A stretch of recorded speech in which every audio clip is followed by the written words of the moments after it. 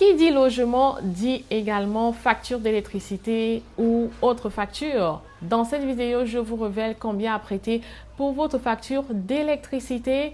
N'oubliez pas, ça dépend également du nombre de personnes dans la maison. Donc, je vous donne les chiffres de 2 personnes dans un appartement de 2 chambres versus 3 personnes, par exemple, dans une maison de 3 chambres. Voilà, n'oubliez pas que tout cela, ça dépend.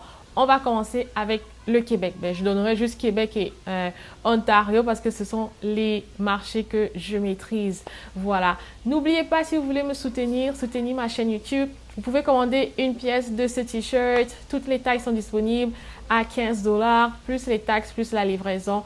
Le lien est dans la description ou dans le premier commentaire. Merci à tous ceux qui s'abonnent, like, partagent et commentent. Merci.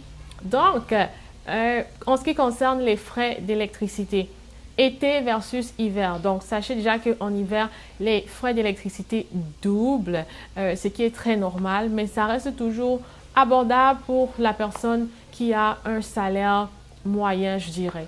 Voilà, donc en hiver, par exemple, vous pouvez payer si le chauffage est à 22 degrés. Chaque jour, en hiver, vous pouvez payer 100 $, voire peut-être 120 $ dans un appartement. Et en été, parce qu'en été aussi, il ne faut pas oublier qu'il y a aussi la climatisation parce qu'il peut faire très chaud. Comme présentement, il fait très chaud. Donc, parfois, les gens ont l'air climatisé chez eux. Donc, pour une maison en hiver, combien est-ce qu'elle va dépenser pour l'électricité avec le chauffage? Comparé à un appartement, elle peut dépenser comme 150, c'est pas trop beaucoup. 150, maximum 200 $. Voilà, dans une maison 3 chambres avec un sous-sol chauffé, éclairé et tout. Maintenant, en été, un appartement peut pratiquement facilement payer 40 $. Comme c'est vraiment le bas niveau. Moi, j'ai déjà payé 40 $. Je ne sais pas s'il y a des gens qui payent 30 $. Peut-être si vous êtes dans un studio. Mais 40 $, c'est faisable en été si vous n'avez pas d'air climatisé. Je précise bien, si vous n'avez pas d'air climatisé. Voilà, 40 $ à 80 $. 80 $ maximum si vous avez l'air climatisé. Et pour une maison, également entre 200 et 250 $ si vous avez l'air climatisé. Et s'il n'y a pas d'air climatisé, c'est 150 $. Voilà.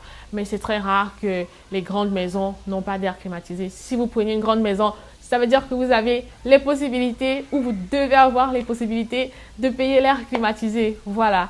Donc, j'espère que ces chiffres vous aideront dans la planification de votre budget.